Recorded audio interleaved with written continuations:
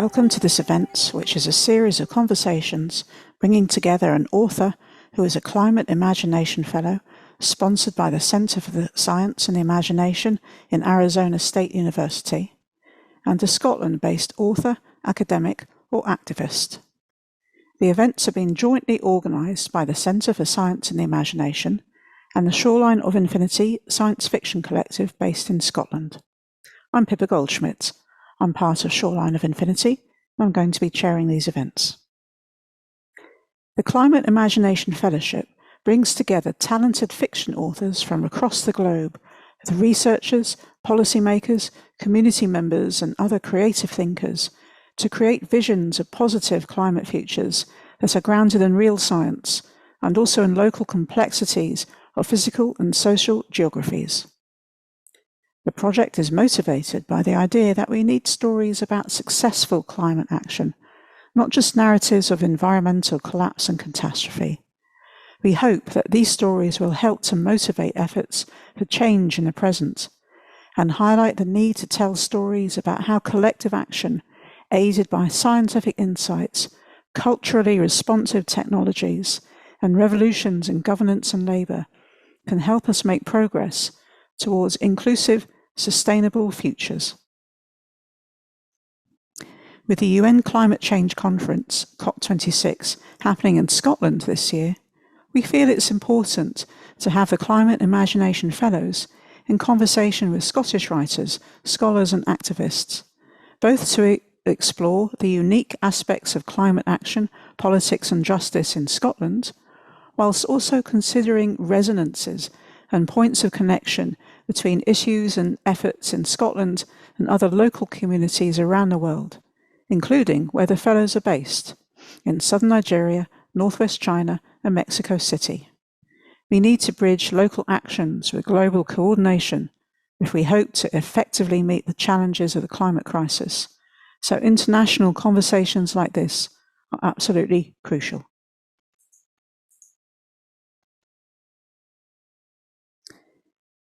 Today's conversation is between Libia Brenda and Gabriela Damian Miravete, both based in Mexico, and Laura Watts in Scotland.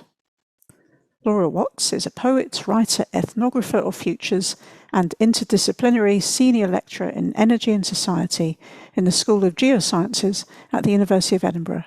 As a science and technology studies scholar, she has explored the effect of edge landscapes on how the future is imagined and made. Her book, Energy at the End of the World, and Orkney Island Saga won the 2021 Rachel Carson Award. Libia Brenda is a writer, editor and translator. She writes speculative fiction as well as non-fiction and criticism about science fiction and fantastic literature. She was the first Mexican woman to be nominated for a Hugo Award for the bilingual and bicultural anthology A Larger Reality, Una Realidad Más Amplia. After that, she was so excited that she edited A Timeline in Which We Don't Go Extinct, another bilingual anthology that is also a video game, which is free to download and play. Gabriela Damian Miravete is a writer, editor and scriptwriter. Her work has been translated into English and Portuguese. In 2010, she won a Jóvenes Creadoras grant for narrative and wrote the short story collection Pequeños Naipes de Opalo, Little Opal Playing Cards. In 2012, she was a finalist for the World Fantasy Award for her story Future Nerid, which was featured in the anthology 3 Messages and a Warning. Tonight we'll discuss the connection between speculative fiction, generating ideas to help people, providing opportunities and unique resources, including heritage in the past, and how we can rethink borders, with particular references to the Orkney Islands, which is where Laura lives, a place that is both remote and highly globally connected, and also to Mexico, so often thought of as a border state with respect to the US, with a militarized northern border, but is also a culturally vibrant and economically assertive figure in the global economy. So welcome to all of you, and thanks so much for putting up with my terrible Spanish pronunciation. So today I really want to ask you to discuss, to think about how speculative fiction, and in all its forms, both fiction and also games and poetry and so on, can generate ideas to help people and provide us with sort of opportunities and resources to help us tackle problems in the future. So I'd like to ask you to perhaps introduce your own work with that in mind, in a sort of positive, optimistic framework in which we're thinking about the problems that face us. Livia, why don't you go first? Thank you. Thank you very much, Pipa. And hello, everybody in the future who is going to watch this this conversation. And really, thank you for the invitation. First of all, thank you for pronouncing the names in Spanish. You're doing it great. And I think it's important because sometimes, as non-English native speakers, we don't have necessarily the opportunity to hear our own work or our own names in Spanish in other contexts. So we really appreciate that. And about the work, well, you practically said it everything. I am an editor, a writer, a translator, and I have been working in speculative fiction and science fiction for years, really. Like, since I was very young, I was doing fanzines and stuff like that. And it's very important to me that right now I'm part of the fellowship with the CSI, with the Center for Science and the Imagination, because as a Mexican woman, I know that it's not always the case that people from Latin America, for instance, has this type of opportunities, this kind of in Spanish, we say un espacio, but if I just say a space, I don't know if it translates well. And about that, I want to underline that Gabi and I, Gabriela Damián Mirabete and I, disclaimer, we are very good friends. We have been very good friends for years. And because we are very good friends, we work together. And because we work together, we are very good friends. It's one of those relationships that we are like creatively also, we collaborate a lot. And I want to underline that because when the CSI approached to me and they invited me to the fellowship, I was kind of very, very surprised. I was like, who, me? Are you sure? And then talking about that opportunity and thinking if I what to do with that opportunity, because it's a huge thing actually. We became together with the idea that I didn't go to that fellowship alone. So as you said, I work with the Cúmulo de Tesla and I work with Mexicona, and because I am used to now to work collectively. Like I thought, okay, if we are going to change the world and if we are going to work differently, it's a good thing that I don't think in the monolithic figure of the writer, in this vertical way of, the writer. So I was like, okay, why don't invite this group of people that we are been working together for years. And Gabi is part of the Cúmulo de Tesla and also of Mexicona, as a writer and as a thinker also. So I invite my friends. I invite this group of wonderful people that are scientists and artists and writers, and they say yes. So for the fellowship, we are writing together. Instead of just one huge, it's a novelette, but instead of just one block of text, we are collaborating with the same universe. We made the world building together, 5 writers. We consult with the scientists from the Cúmulo de Tesla. Everybody's Mexican. CSI linked us with other scientists from other places. And we became with the world building together. And then each of us is writing a block, a short story that is in the same universe and in a timeline that we underline. And I like to talk about that in this environment because it's a collaborative, not necessarily typical way of working, but I am really happy that we can do that and we can in this case, I was offered a platform and I wanted to share it with these people that works in Mexico, and which work is superb. I mean, it's like Gabriela, you read her. I know she's probably not going to say it. That's why I take this on my own. She just won in 2018 the Otherwise Award, which is the most prestigious, important feminist award in science fiction and speculative fiction in the United States. And her story, which is called "They Will Dream in the Garden," which you can read freely in the Latin American Literature Today, which is a magazine that is bilingual in Spanish and in English. And her story, it's about a very, very hard subject, but it has hope, which is a good sideways about your question directly. So we have been working for years in the Cúmulo de Tesla in Mexicona. We have a couple of years now working, and we try to do exactly that. We try to say, okay, science fiction, speculative fiction, literature of the imagination, it's our main land of work in some ways. So what can we do in order to bring a little bit of hope and bring a little bit of options that goes through the imagination, and that shows how we can, even if we are in desperate times or in desperate environments, we can not perish. We can see hope and we can see alternatives. And it's hard work, and it's also very heartwarming, and it's also very rewarding, and it's very exciting. So I don't know if that answers your first question, but I think it's like a good start. So yeah.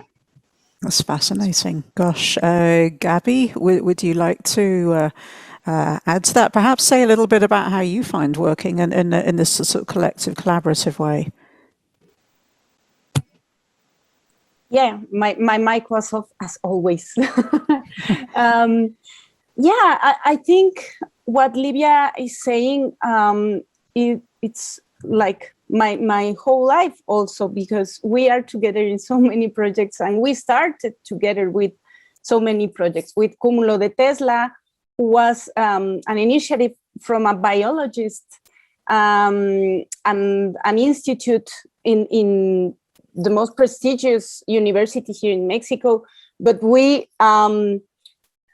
kind of appropriate of the Cúmulo de Tesla idea, because we didn't want to tie it to an academic environment, because that's the thing. I think humans are made of narratives, and narratives are like the most important to think about right now.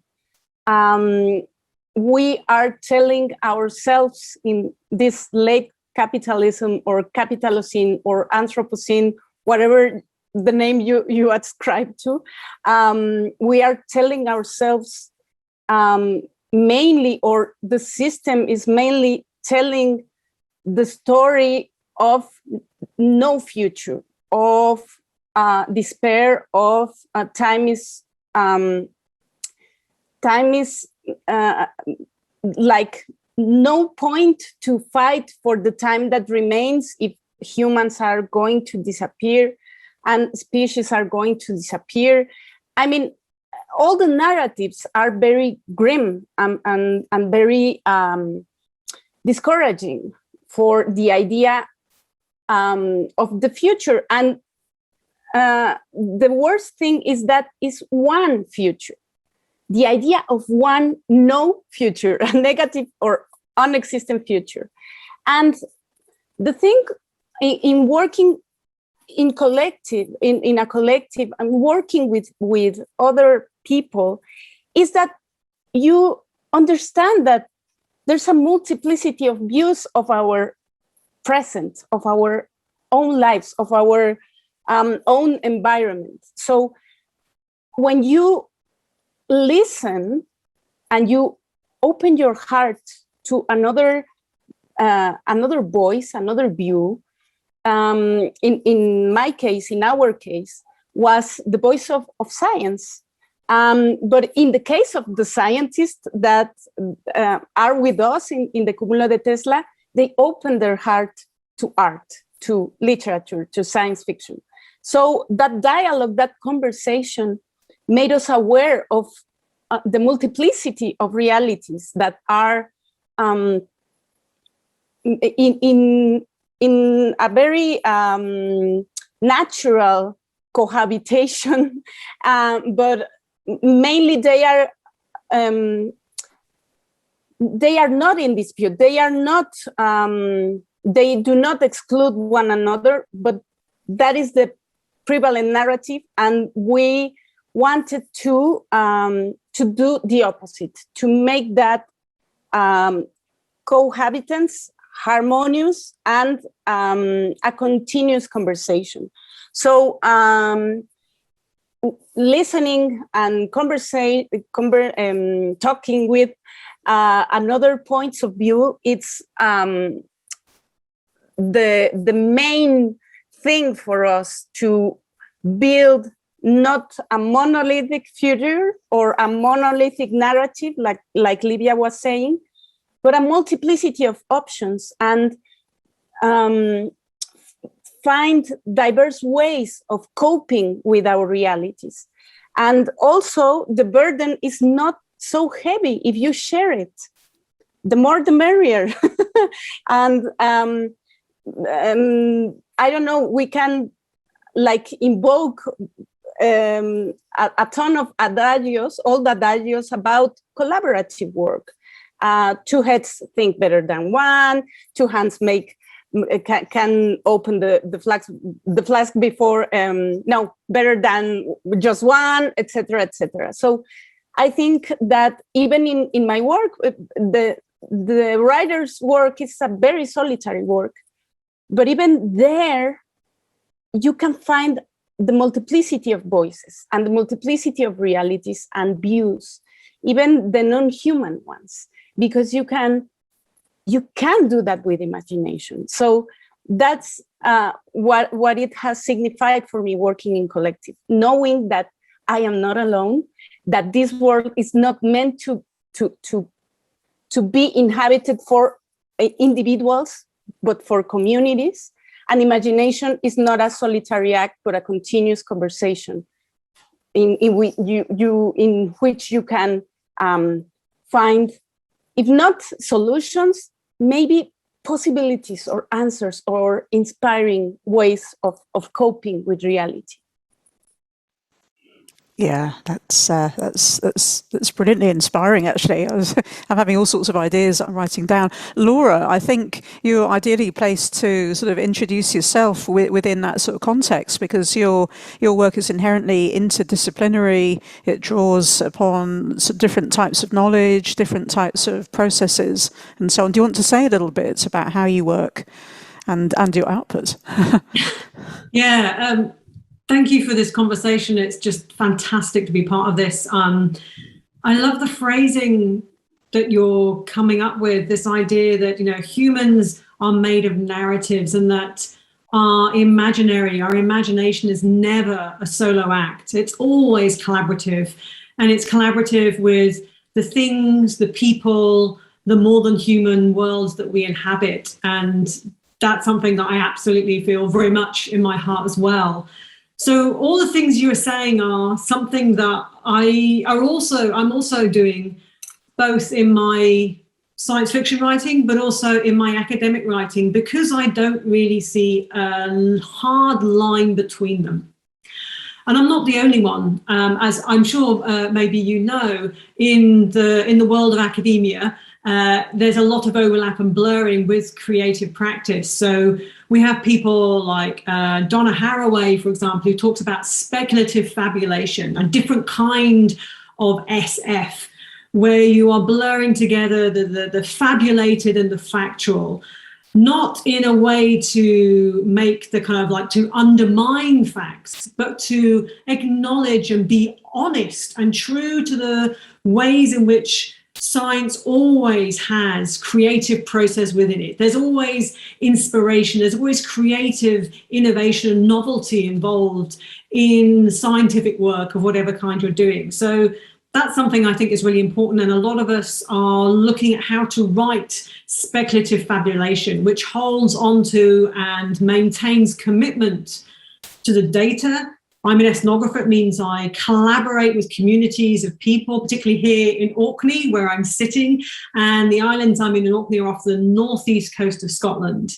And I'm collaborating here with communities, extraordinary communities and organizations up here who have been busy making the energy future.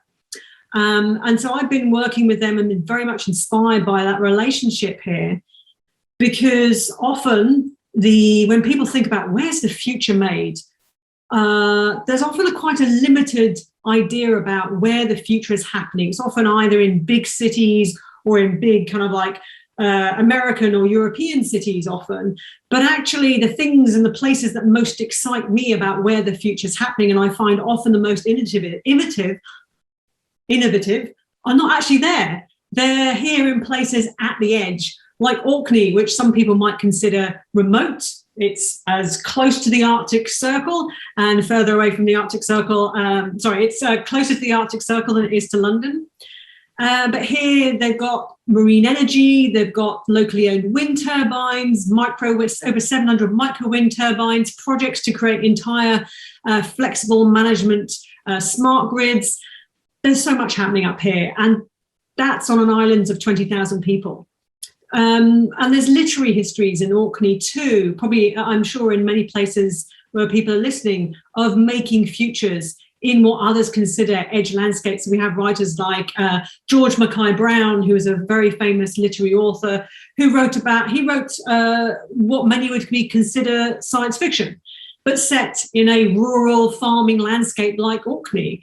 And more recently, we have a fantastic new book, which I'm really excited to read, by Harry Josephine Giles, called Arcadia. And that book is written in Orcadian dialect.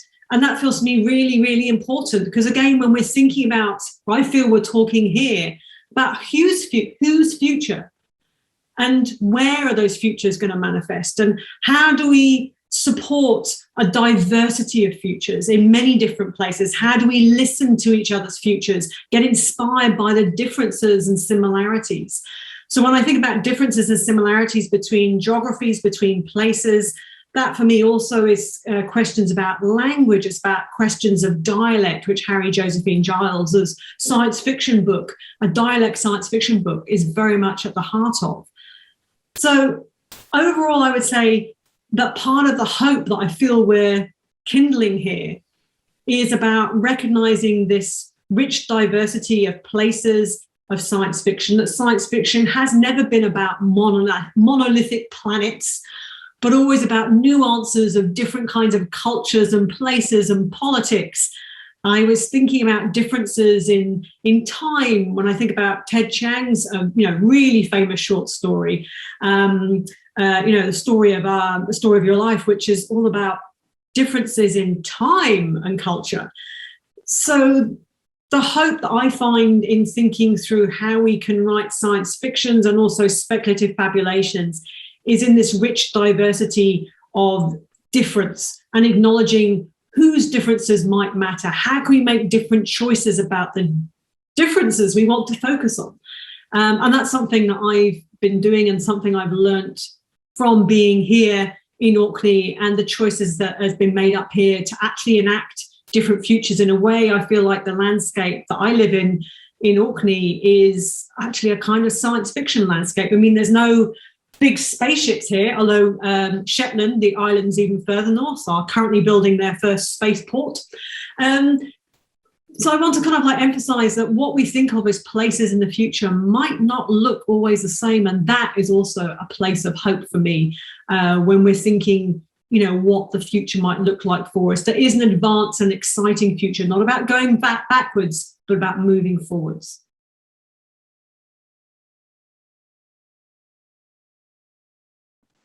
Today's conversation is between Hannah Onaguwa, based in Nigeria, and Lawrence Dritsas, based in Scotland.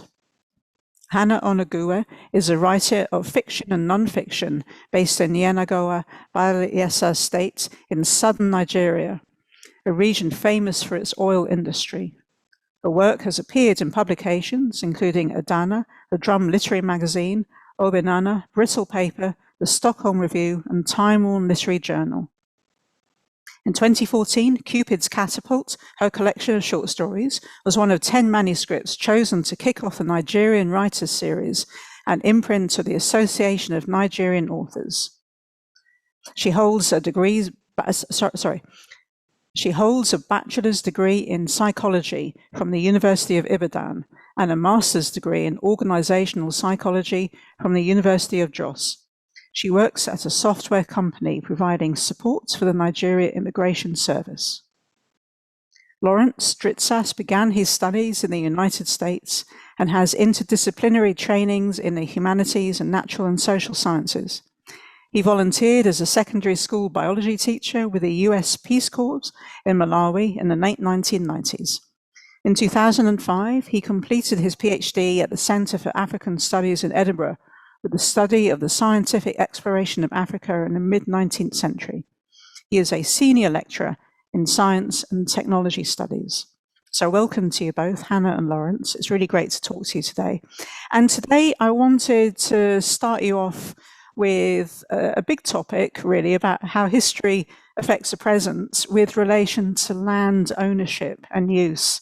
And I'm particularly mindful about this, thinking about examples of land clearances in Scotland in the 19th century and how farmers were pushed off the land by landowners, and together with the mixture of the oil industry with government and land management in southern Nigeria.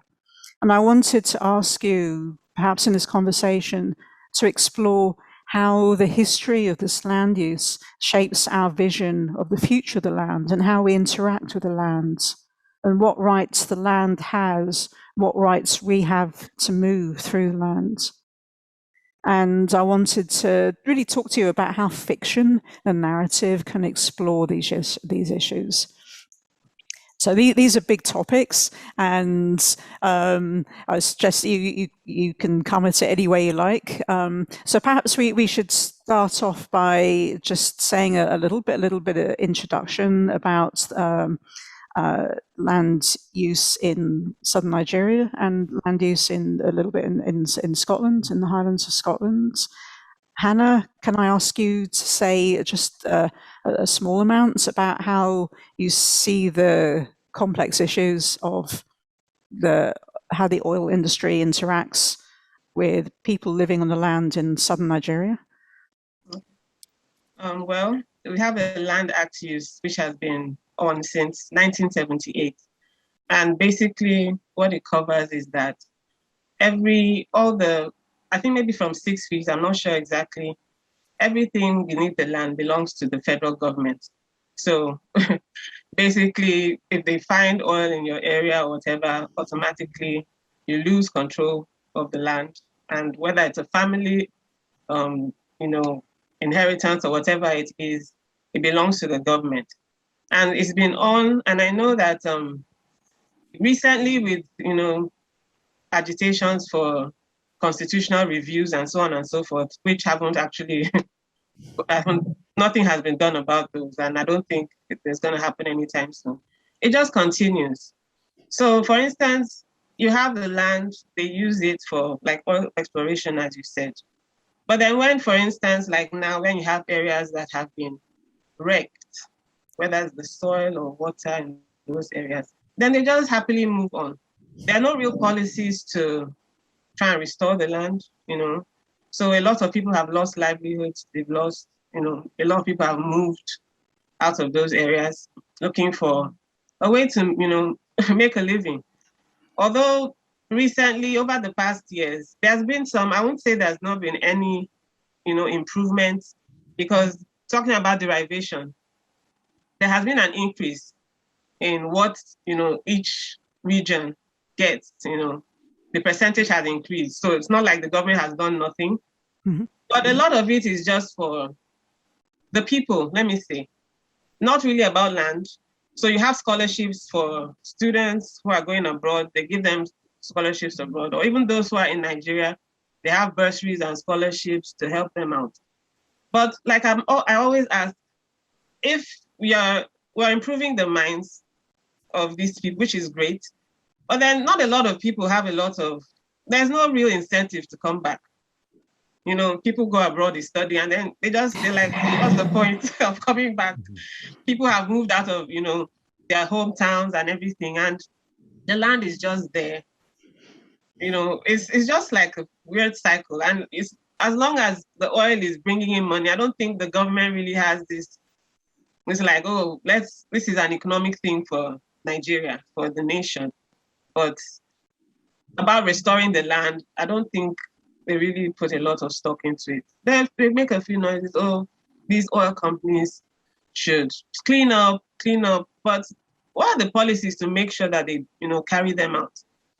You know, recently I got some reports done some years ago by journalists who had gone to some of these villages and areas. And the discontent, because it's like they go there, you know, from the responses from some of the villagers and people in the town is like, oh, you've come again.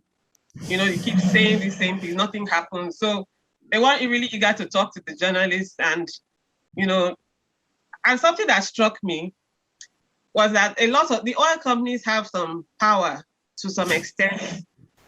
They are in control of, okay, they know you're coming. And then they say, oh, let us have this meeting here, you know, and not go to where the damage is worst so that you see. So, and why do they control all these things? Because I think the federal government has given them some certain power, you know, for making money, and you know, the people at the losing end, of course, are the people in the town. So far. So a lot of this is just is in control of the government. The land is in control of the government, and people have little or nothing to say, you know, otherwise. Yeah. It's interesting what you say about land movements, about people moving away from the land to the cities, because I think that mirrors what has happened in Scotland in the 19th century due to industrialisation. I don't know whether, Lawrence, you want to add anything?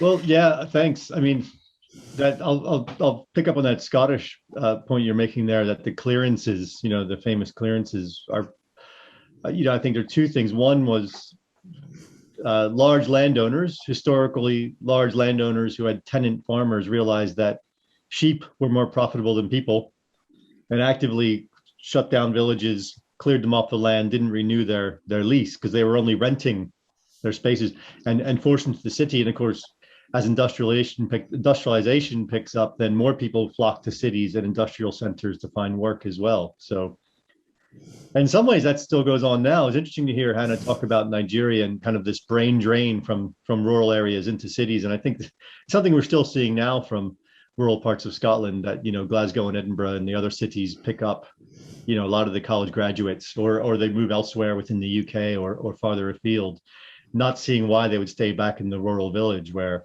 they just can't see a livelihood that supports them, which is a shame, you know, because there's a long history of villages depopulating, and you know, and you see it kind of continuing in a slow way.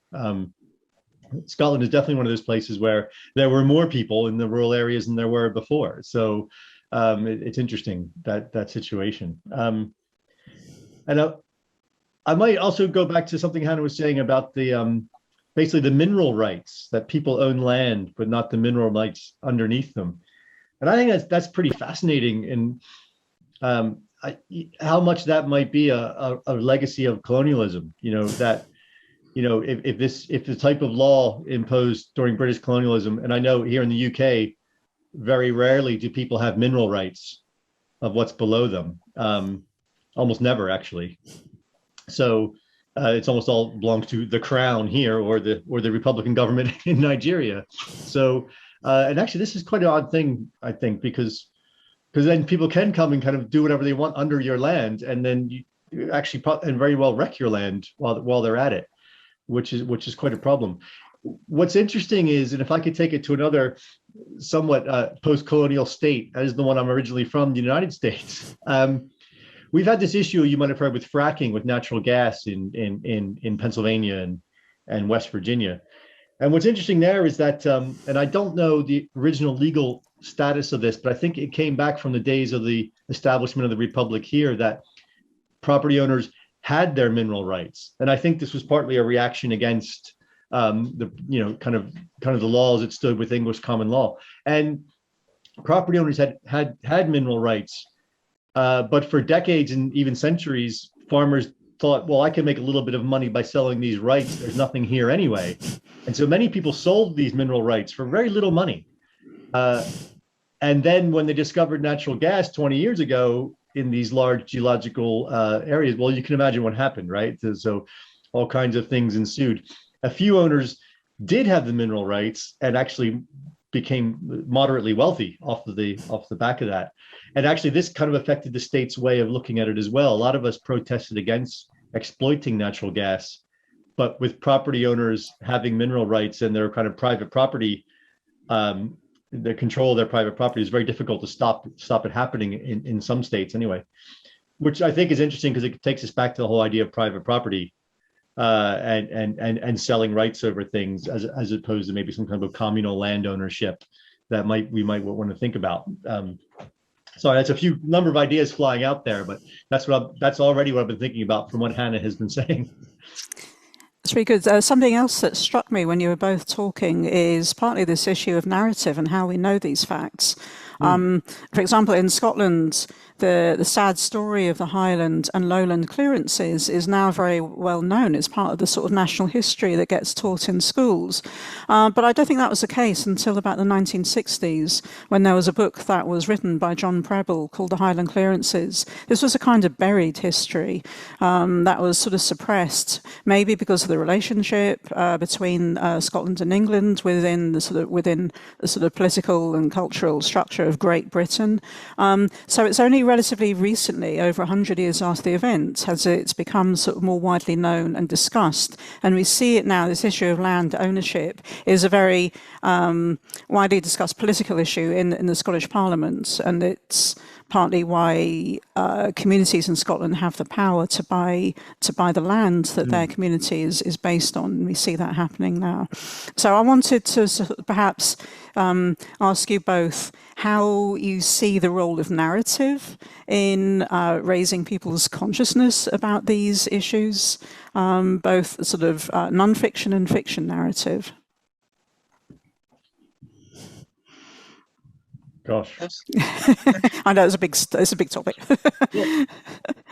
Hannah, if I could say something briefly here, it's just, I think, you know, being a historian, I mean, narrative is important and brings a lot of emotion to a situation, you know, and people tell stories about land that they have a relationship with, right? And through generations sometimes, if they can, and that's really important, right? And I think that just gives a lot of power to whatever's happening. So if people's land is damaged or becomes unusable, you know, this is partly because it becomes part of the story of the land, right? I think that's what you're getting at here. I think it's really important. I think another part of the narrative is actually lack of access to land. You know, when you become a tenant in a city renting a flat, you suddenly have no land, right? And that can be quite powerful as well if you're thinking back to you know, other relatives or other previous generations who had land and now you don't. That's something else to think about also. Just a comment, really. Yeah. So about narrative, and we're talking about history. And I think it's a thing that the government don't, if it's bad history, something that puts them in a bad light, they won't want it to get out there. So just for an example, it's not really a land issue, although in some cases it could be. The civil war that happened in Nigeria, 1967 to 70. They stopped teaching that in schools. In fact, for a bit, there was no history taught in schools here, and it was such a disservice, you know. Apart from people who write maybe academic papers about it or put it in their stories, fiction, for instance, you know, a lot of people didn't know about it. Although if you go to the internet now, you can find videos and things. But to actively sit children growing up and say, okay, this is what happened while maybe your parents were younger, they just stopped it. And I think, yes, they don't want to foster bad blood because we're very diverse people, you know, a lot of ethnic frictions and all that.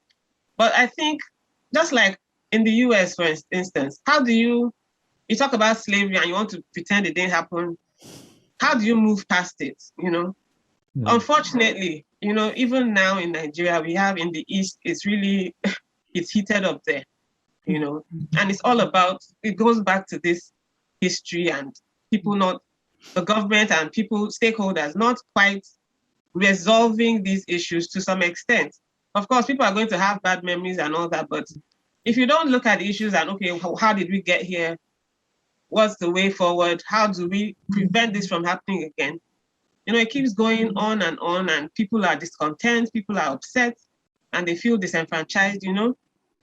The same thing you talked about, that land, you have, mostly the community thing. Growing up, they say, oh, this is the land for this town. And then they kind of say, okay, this is for this family, this is for that family. And as they grow, they bequeath it to their children and all that for whatever farming or whatever, or building, if they do want to build, or they sell it off. A lot of people sell because land appreciates, you know, so it's like you're in need of money. People have been known to sell land. Oh, I want to send my child abroad, sell this parcel of land, you know, it's that kind of battle. But if you don't have it, like Lauren said, you're just kind of adrift. There are no ties to it, you know. But if you say, okay, I have this and this, it's now in your purview as, okay, what do I do with it? There's a certain kind of connection you have to whatever place you are in, if you have land. And without that, you actually will feel like a visitor, really. You're renting, really. So if the government has now said, this and this is ours, of course, you can't agitate too much because it's like you're not patriotic. But really, in your thoughts, and you're like, how does it just go off like that? And I know they do try and compensate in some issues or some instances, but is it enough? And in some cases where they don't compensate, it's like you're just supposed to do it for the good of the country and somehow move on and make the best of it, you know?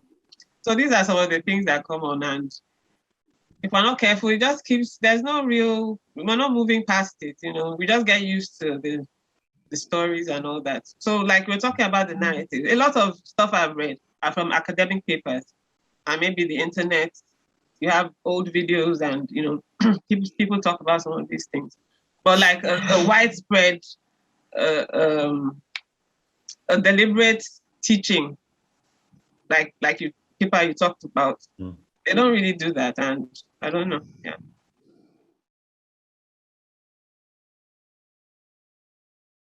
So today's conversation is between Jia Chia, based in China, and Tendai Huchu, based in Scotland.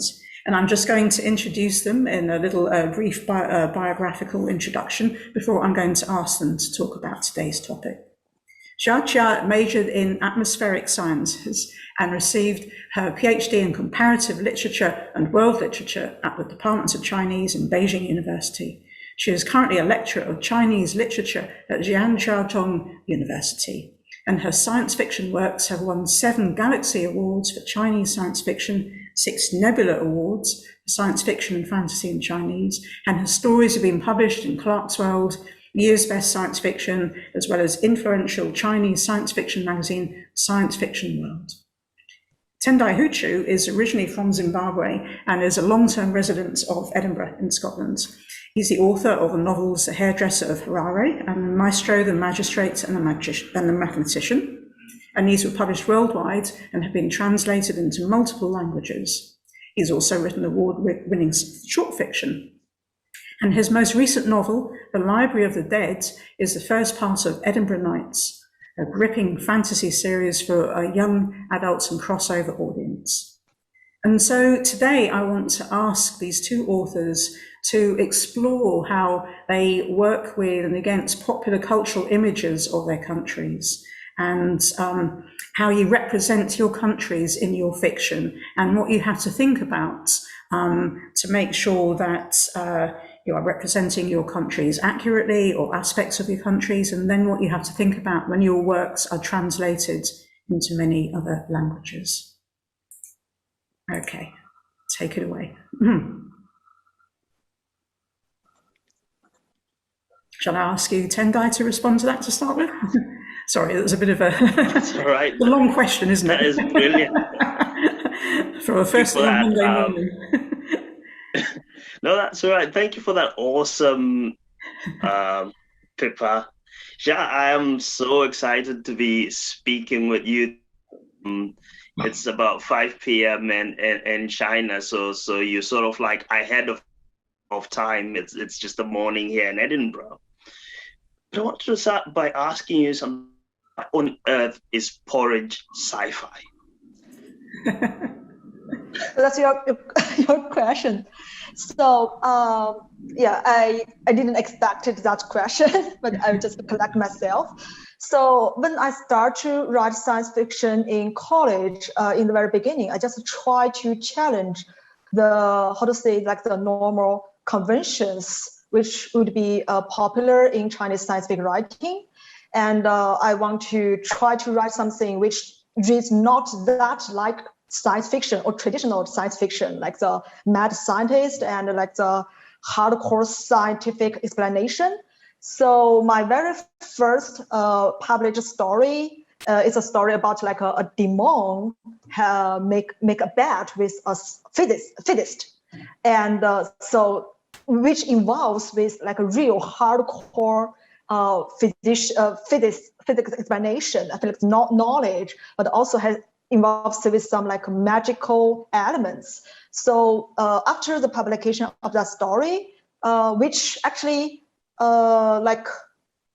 triggered a series of debates on that story, like what is science fiction or what should be published in science fiction magazine. And initially, I just tried to defend myself. So I explained that my science fiction is not traditional science fiction, but something like porridge science fiction. Because in China, we see like we divided the rice into hard rice and soft rice. So porridge is something softer than soft rice. So which porridge science fiction can be something very marginal of the region or of the territory of science fiction. It's just at the border of science fiction and something else. And during the past like maybe 20 years or even longer of my own science fiction writing, I just tried to explore more about the like real sense of this part of science fiction, and that what we can do while science fiction writing, except for like the old approaches. So I think I want to try to write something like always try to explore more, to try to, for example, more force of writing, more like ways of build up the characteristics, characters, like this kind of things. So if someone say that your science fiction is not like what I have read in the past years in this or that magazine, I think that is like applause, not a criticism. So that's a like very quick answer for your question. No, that's a beautiful answer. And here in Scotland, that the story that you mentioned, I think we talk of Maxwell's demon. Yes. Clerk Maxwell is a very important figure of the Scottish Enlightenment and a figure in. So already we have that connection. I've read of your pieces mostly through Clark's World, which does, a sci-fi magazine, which does a fun of bringing in Chinese SF, certainly to the reader was their core audience. But I was just thinking about your work you're saying, and really it does subvert one's expectation to get in a typical sci-fi story. And you mentioned something about borders I found really, really interesting, Ja, because you're dancing in this space. I like TikTok that you did, which is about dreams, right? And dreams are, for me, one of the most irrational sort of bits of the you can never actually bring into logic. But on the other, you're merging it with sort of like high-tech sci-fi and AI. So you're dancing between sort of like the irrational and the logical. beautiful ways, and it really, it resonates with me. But I guess talk to you about is your influences there, because reading through I get all these influences, references to Maxwell. There's slight references in Philip K. Dick, Do Androids Dream of Electric Sheep? So when it comes to your own work, how influences are and your approach into crafting these, forgive me for the usual works. Oh, thank you for that question. And I think it also has something to do with, for example, the answer I prepared about like today's Chinese science fiction writing in general. Because when I was a kid, I grew up, I think just as many kids in other like non-English speaking countries, we just start to read science fiction translated from English into our own languages. And we just try to create our own science fiction imagination based on this like a very Western cultural background. So as I mentioned, that Maxwell's Demon is my first published story, and which just make the use of this very Western background, like Western names and the histories, legendaries.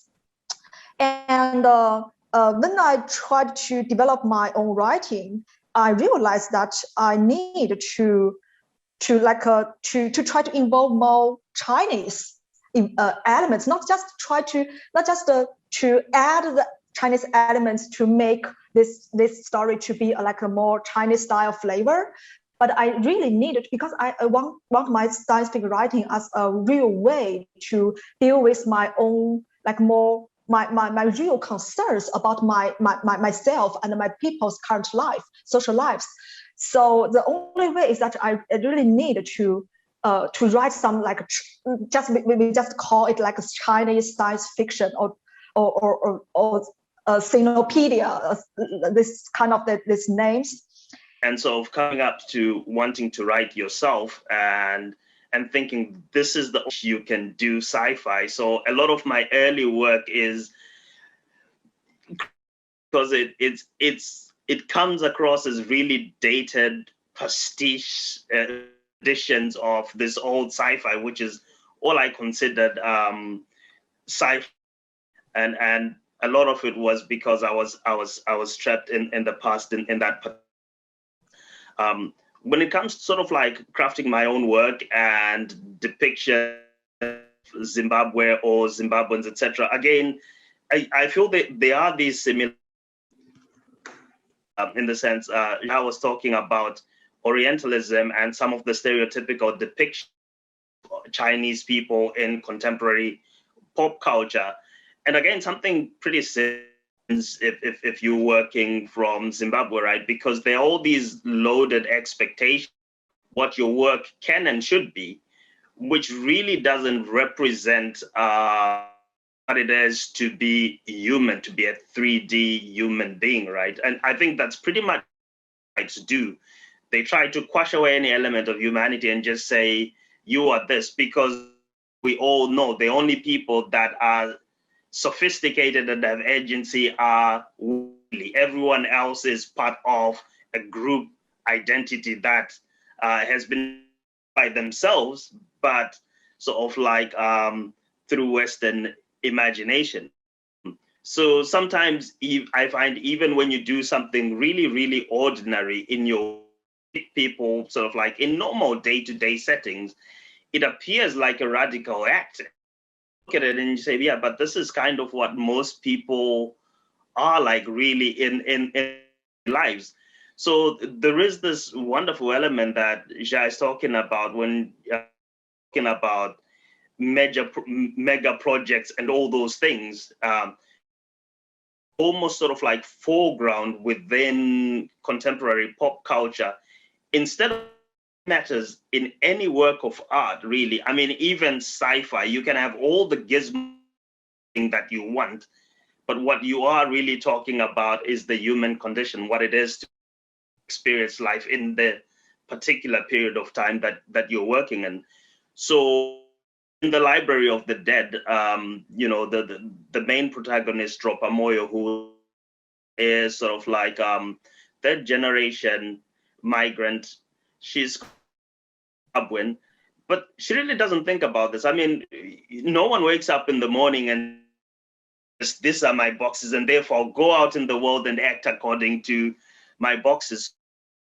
Between Scots and Shona, the English life, she's a teenager, she'll use slang. So linguistically, the novel, like some of the complexities of who she is as a person. And I also like to deal with contradiction and ambiguity, and those are the things that I try to characters. But then again, also sort of like I play around with ideas of space. The Edinburgh that I depict within the work is an Edinburgh that harks back from like historic Edinburgh, when Scotland was maybe a shithole before it became the wealthy, at one time, sort of like before Scotland was the poorest, most backward nation in. It's all those histories that I bring into my own work as a way of setting the reader's expectations of, what a place and time can.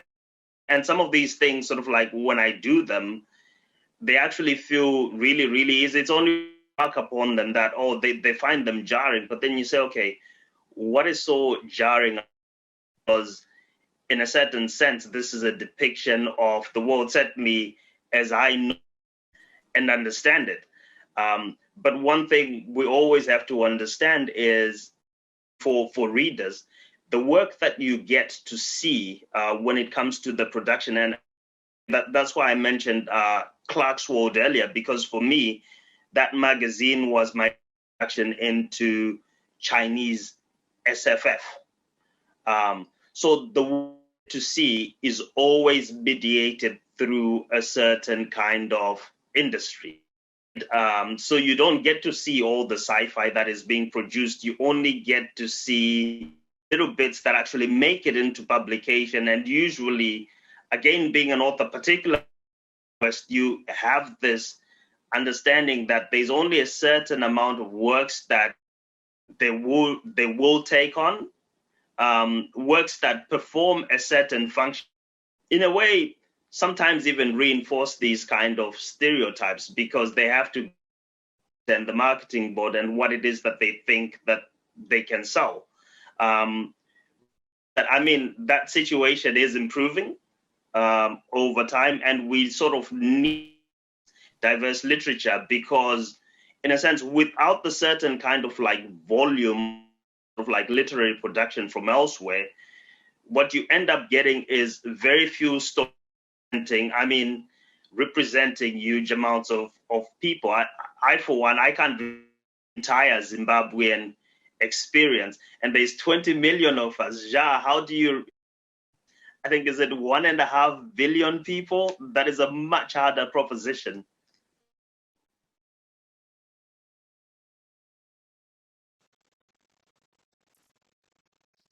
Our final conversation is with Kim Stanley Robinson and Ken Mcleod. This was recorded at Transreal Fiction Bookshop in Edinburgh, where the two of them were able to meet in person just before the start of COP26.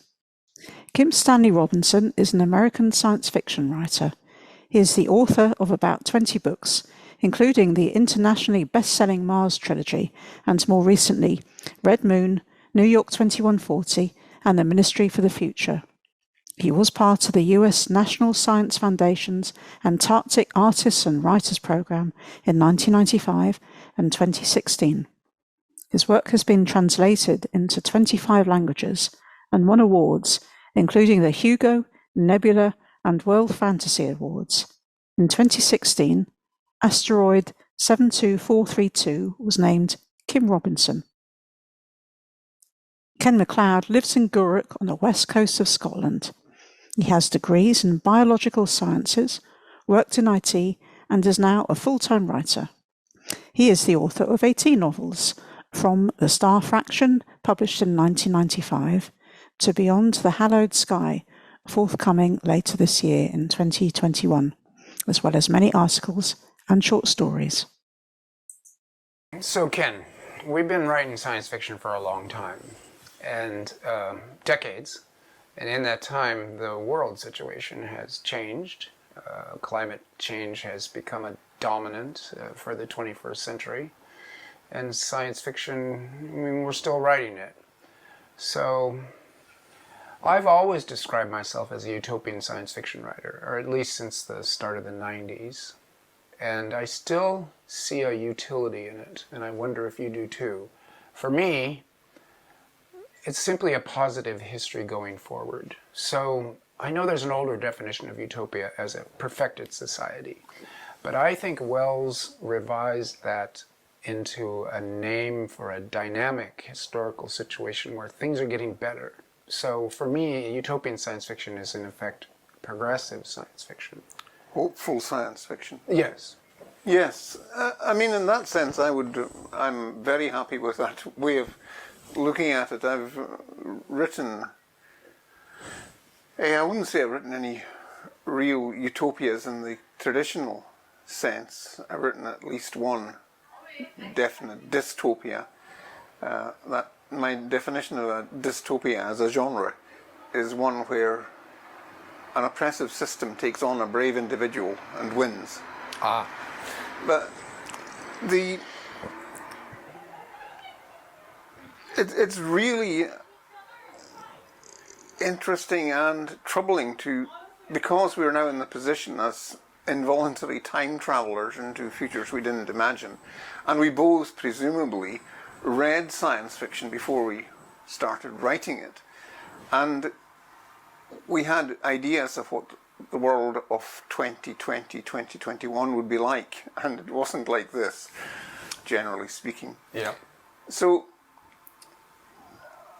I think the problem that we face is in looking at, in ways, what are the drivers that can move history forward in a positive way? Yeah.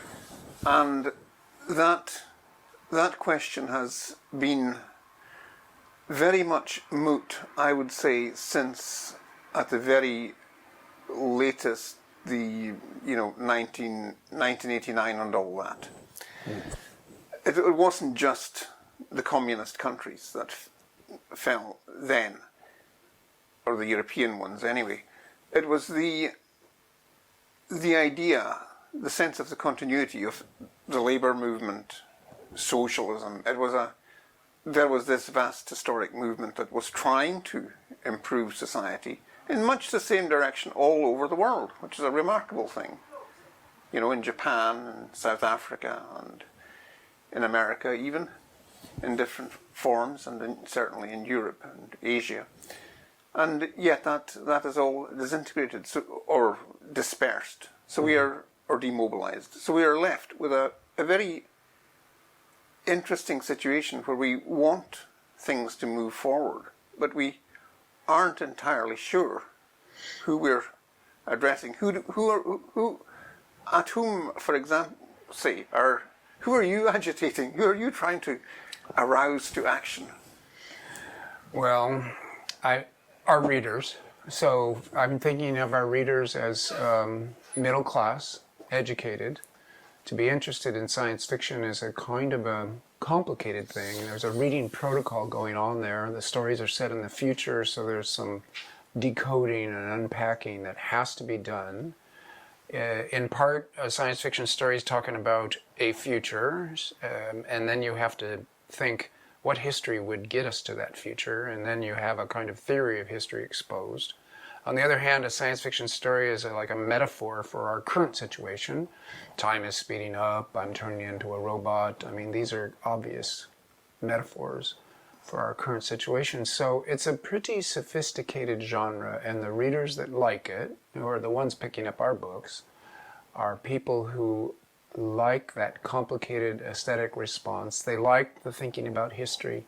They like the unpacking and pondering the present by the lens of the future. So these are all specialized enough that it's somewhat of a smaller genre than some of the others, romance or crime, etc. But you can only speak to your readers and then try to appeal out of that. I mean, I've always thought it's important to that any person coming off the street opening my book would not be completely baffled, to keep an openness there. And another thing's been happening in our lifetimes. For one thing, it's been what you're referring to. Neoliberal capitalism has been dominant these last 40 years. So if you're thinking about progress or about socialism, it's been a period of retreat. At the same time, climate change has begun to hammer us in ways that can't be denied, and it looks as if capitalism is one name for that problem, that it's creating the destruction, the planetary limits have been hit. So now science fiction becomes a kind of realism, the realism of our time. We're in a science fiction novel. If you were to write an ordinary literary fiction, you would be trying to retreat into a bubble of personal experience that's unimportant in the overwhelming climate situation.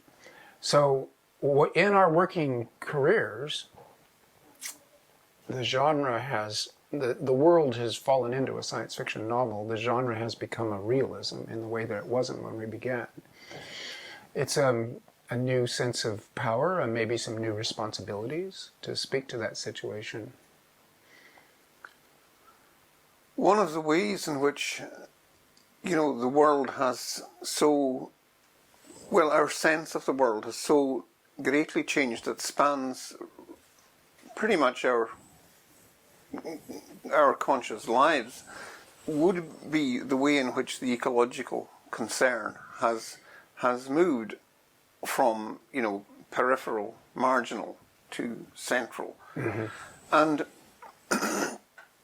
I'm sure I'm not the only person who probably first encountered the very word ecology in a science fiction story. It could have been in Dune, for instance. Yeah, Dune was important.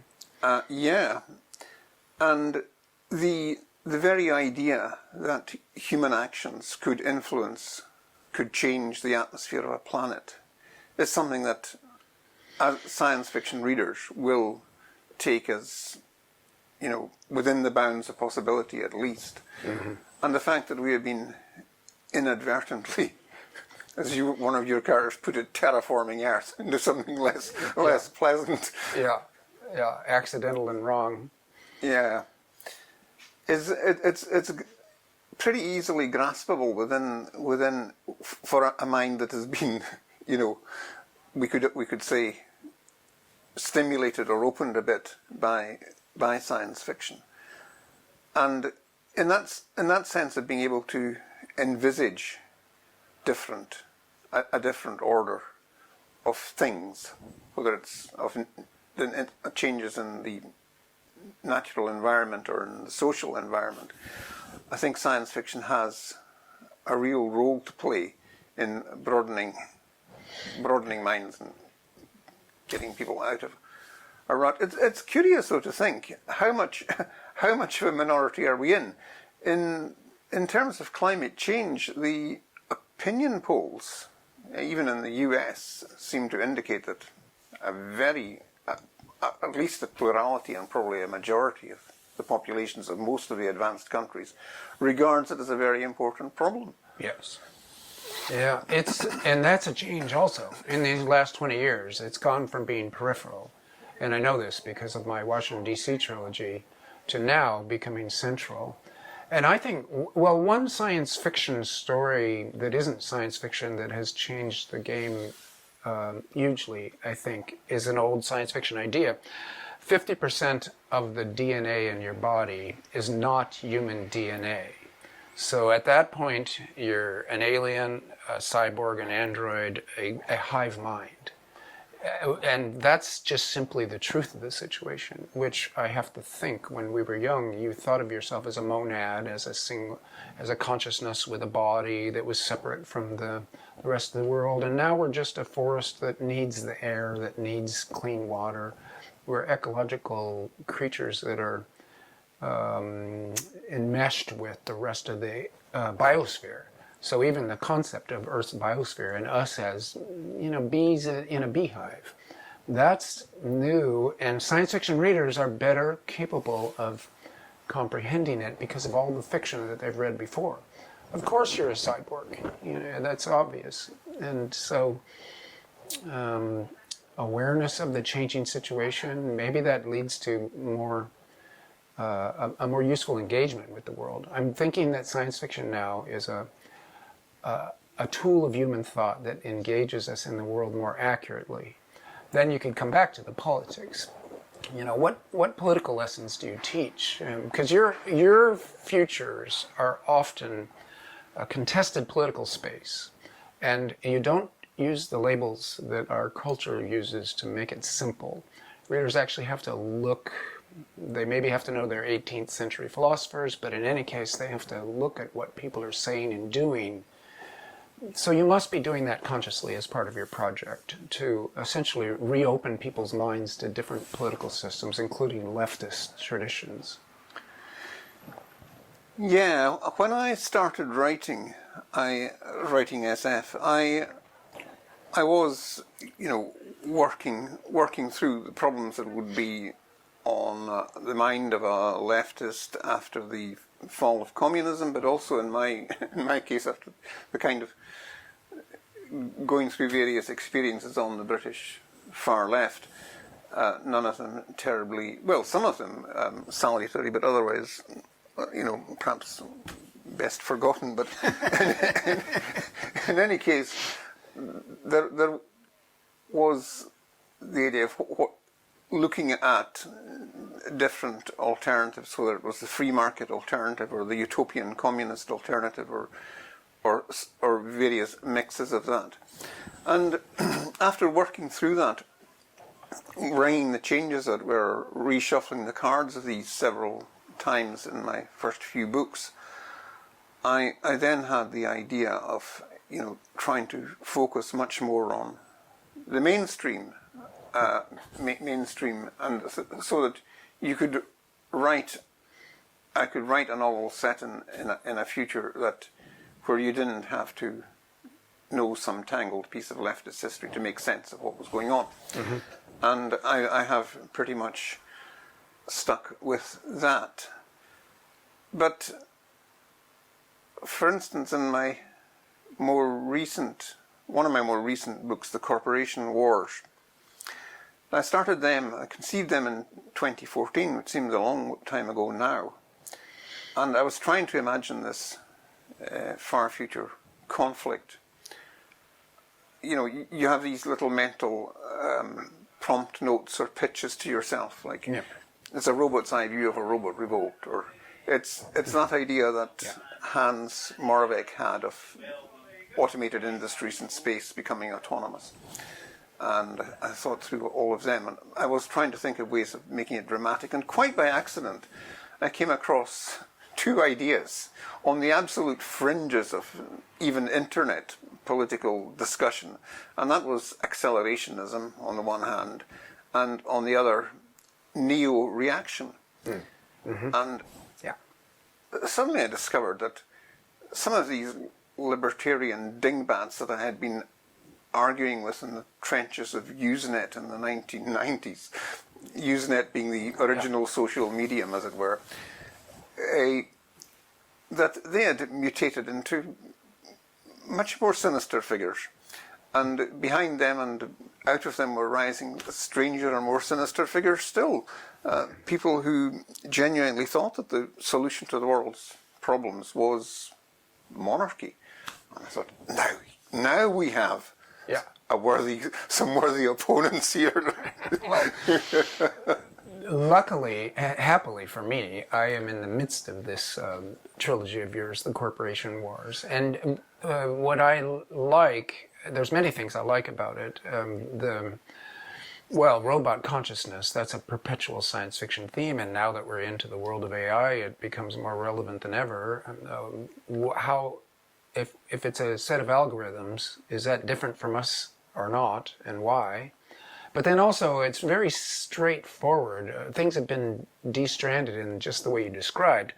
There are people that are trying to make a new future political economy, and it's progressive. It comes out of that tradition. There's reactionary forces that are trying to go backwards to earlier, more hierarchical forms.